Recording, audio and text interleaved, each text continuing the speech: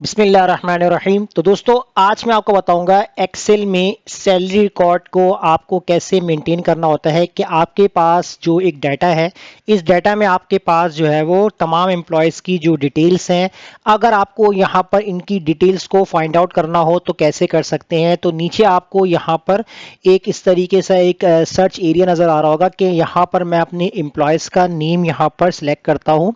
जैसा कि मैंने यहाँ पर राकिफ जो है वो नेम एंटर कर दिया। उसके बाद जब यहाँ बटन पे क्लिक करता हूं तो मेरे पास यहाँ पर राकिफ का पूरा डाटा मुझे यहाँ पर शो हो रहा है कि इसकी सैलरी कितनी है, एम्प्लॉयज और जो एम्प्लॉय नेम और डिपार्टमेंट कौन सा है, वो तमाम रिकॉर्ड मुझे निकाल के दिखा रहा है। तो आप यहाँ से अपने डाटा में से भी वेरीफाई कर सकते हैं।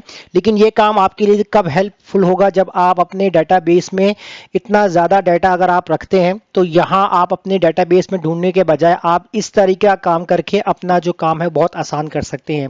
अब ये कैसे होगा ये मैं आपको बताता हूँ। तो इसके लिए मैं नेक्स्ट शीट के ऊपर चला जाता हूँ और अपनी जो प्रीवियस शीट है इसको मैं क्लोज कर लेता हूँ।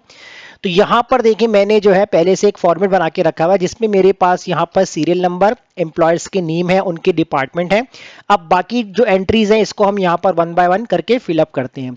सैलरी कितनी है, इस सैलरी के लिए आपको क्या काम करना है, मैं यहाँ पर एज ए प्रैक्टिस के तौर पे जो है वो कुछ अमाउंट ऐड कर लेता हूँ। जो एग्जैक्ट सैलरी होगी वो आपको यहाँ पर खुद लिखनी होगी। तो मैं यहाँ पर फॉर्मूला अप्लाई कर लेता हूँ रेंट बिटवीन का। उसके बाद बॉटम वैल्यू में मैं यहाँ पर टाइप कर लेता हूँ 50,000 और टॉप वैल्यू में मैं यहाँ टाइप कर लेता हूँ 1,20,000। तो यहाँ पर हम अमाउंट लिख लेते हैं। उसके बाद ब्रैकेट क्लोज करके यहाँ पर मैं कंट्रोल के साथ एंटर करता हूँ। कंट्रोल के साथ एंटर करूंगा तो देखिए मेरे पास जो है वो एक वर्बली जो अमाउंट होता है वो यहाँ पर आ चुका है।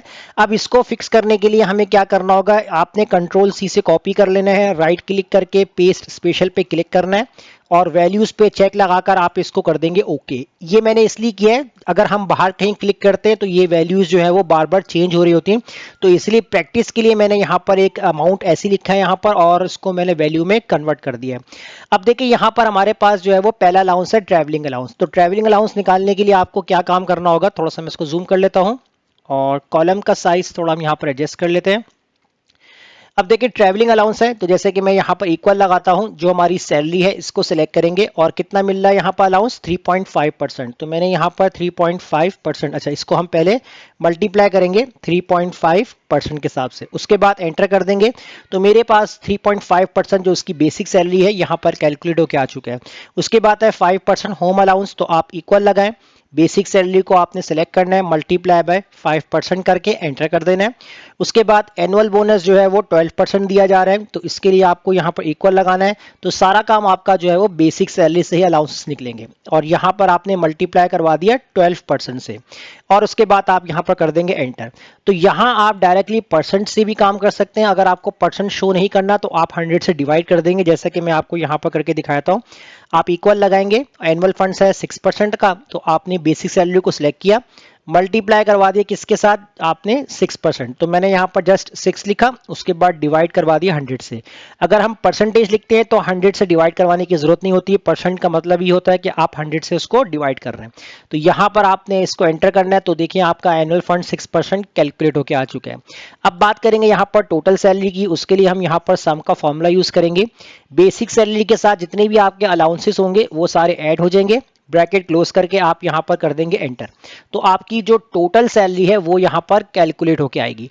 अब टोटल सैलरी के बाद नेट सैलरी बनती कितनी, क्योंकि इसमें आपका एनुअल फंड्स भी आपका डिडक्ट होगा, तो जो बाकी आपकी नेट सैलरी होगी वो आपकी फाइनल सैलरी होगी। तो आपने यहां पर इक्वल लगाना है, जो टोटल सैलरी है इसमें आपको माइनस कर देना है, जो कि आपका एनुअल फंड्स है वो माइनस हो जाएगा और आपकी जो है वो नेट सैलरी जो है वो कैलकुलेट होके आ जाएगी। अब आपने इस पूरे रेंज को सिलेक्ट करना है और यहाँ कॉर्नर पे प्लस का पॉइंट बना हुआ आ रहा है, इसके ऊपर डबल क्लिक कर देंगे तो ये फॉर्मूला आपका नीचे तक जो है वो ड्रैग हो जाएगा। अब ये वाला काम तो हमने कर लिया है कि आपने अपने एम्प्लॉयज का पूरा एक डाटाबेस जो है वो यहाँ पर क्रिएट कर लिया है। अब इस डाटाबेस में से अगर आप वन बाय वन एम्प्लॉयज का डाटा सर्च करेंगे तो बहुत टाइम वेस्ट होगा और आपको ढूंढने में मुश्किल होगी। तो आपको क्या काम करना है, तो आप चाहें तो नेक्स्ट शीट या राइट साइड पे या टॉप पर या बॉटम पे आप आ जाएं। जैसा कि मैं क्या काम करता हूं, इस हेडिंग को यहां से कॉपी करता हूं, कंट्रोल सी से मैंने कॉपी कर लिया और मैं नीचे यहां पर आ आ जाता हूं और यहां पर हम ड्रॉ कर लेते हैं इस तरीके से। तो यहां पर मैंने कंट्रोल वी के साथ पेस्ट कर दिया और इसके बाद मैं नीचे एक और जगह पर कंट्रोल वी के साथ पेस्ट कर दूंगा। अब ये 2 बार मैंने क्यों किया है, क्योंकि अभी आपको आगे समझ में आएगा। अब हमें क्या काम करना है, यहाँ पर हम एक एरिया जो इस तरीके से सेलेक्ट करके एक बॉर्डर हाईलाइट करवा लेते हैं इस तरीके से। तो यहां तक तो आपने काम कर लेना है। अब इसके बाद आपको एक छोटा सा एक मैक्रो रिकॉर्ड करना है। बहुत सिंपल है, ये आपको बताता हूं कि आपने यहां पर व्यू पे जाना है।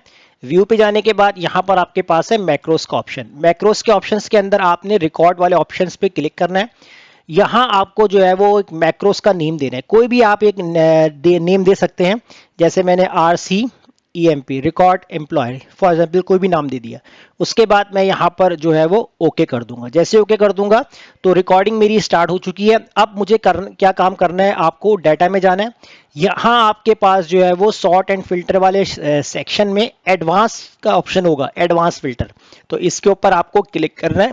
अब यहां आपको क्या काम करना है, सबसे पहले आपको लिस्ट रेंज को सेलेक्ट करना है। लिस्ट रेंज के अंदर ये कंप्लीट आपको जो है वो टेबल सेलेक्ट कर लेना है। तो कंट्रोल शिफ्ट के साथ होल्ड करके रखना है, राइट एरो की प्रेस करना है, राइट साइड पे जाएगा, डाउन एरो की प्रेस करेंगे तो ये कंप्लीट आपका जो है वो टेबल सेलेक्ट हो जाएगा। उसके बाद आपको आना है क्राइटेरिया रेंज। क्राइटेरिया रेंज के अंदर आपने जो फर्स्ट वाला जो आपने ये जो हेडिंग बना के आपने पेस्ट की थी, आपने ये कंप्लीट सेलेक्ट करनी है और एक रो नीचे आपने सेलेक्ट कर लेनी है।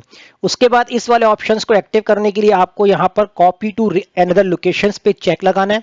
कॉपी टू आपको कहां कॉपी करना है, तो नीचे वाली जो हेडिंग्स होगी सिर्फ आपने इसकी हेडिंग्स को सिलेक्ट करना है। उसके बाद आपको यहां से ओके कर देना है।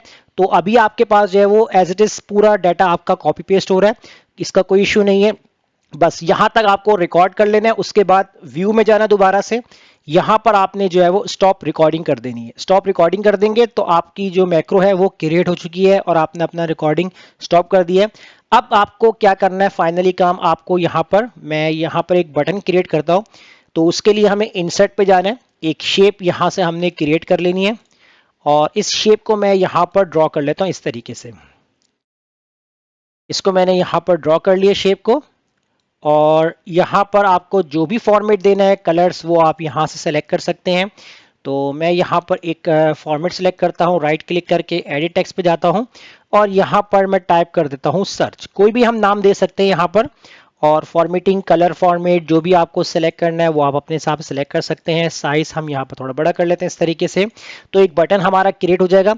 अब आपको यहाँ पर राइट क्लिक करना है, असाइन मैक्रो पे जाना है और जिस नाम से आपने मैक्रो क्रिएट किया होगा उस मैक्रो को सिलेक्ट करके आप यहां पर ओके कर देंगे। ओके कर देंगे, एक बार आपको बाहर क्लिक करना है। अब देखिए आपके पूरे डिपार्टमेंट्स में आपका जितना भी डेटाबेस होगा, आप किसी भी एम्प्लॉयज का नेम आपको यहां पर राइट डाउन करना है। जैसा कि देखिए मैंने यहां पर कोई भी एक नेम जो है वो सेलेक्ट करना है, समीर। समीर का डिपार्टमेंट है सेल है, उसकी सारी यहां पर हमारे पास जो है वो डिटेल्स आ रही है। तो अगर मैं यहां पर टाइप करता हूं समीर, एंटर करता हूं और यहां पर सर्च पर क्लिक करता हूं तो नीचे जो आपके पास हेडिंग थी देखिए यहां पर आपके पास समीर की डिटेल आ चुकी है।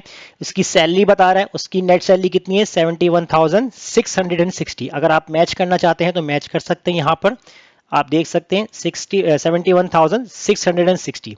तो इस तरह से काम करने से क्या होता है कि आप अपना बहुत सारा टाइम जो होता है वो बचा सकते हैं और यही तरीका होता है काम करने का, एक प्रोफेशनलिज्म।